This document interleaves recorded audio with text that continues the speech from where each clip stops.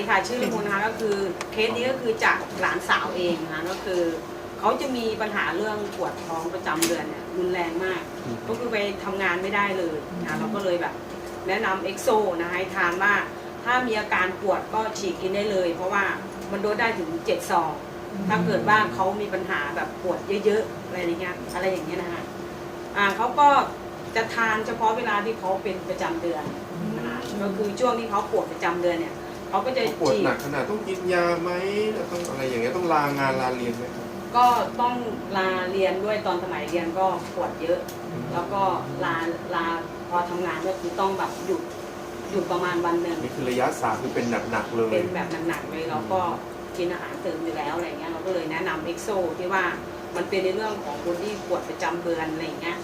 พอเขาทานเขาก็ดีขึ้นแต่เขาก็คือจะทานเฉพาะช่วงที่เขาเป็นประจำเดือนอ๋อแล้วตอนนี้ก็คือเขามีลูกค่ะก็ดีขึ้นแต่ว่าก็ยังทานอยู่บ้างอะไรเงี้ยแต่ตอนที่กินก็คือความรุนแรงก็ลดลงค่ะก็คือสามารถไปทำงานได้แล้วก็สามารถใช้ชีวิตปกติคืออาจจะปวดหน่วงแต่ไม่ถึงกับสลบนอนอยู่กับบ้านค่ะก็ดีขึ้นก็ต้องขอบคุณเอ็กโซค่ะว้าวเอเจล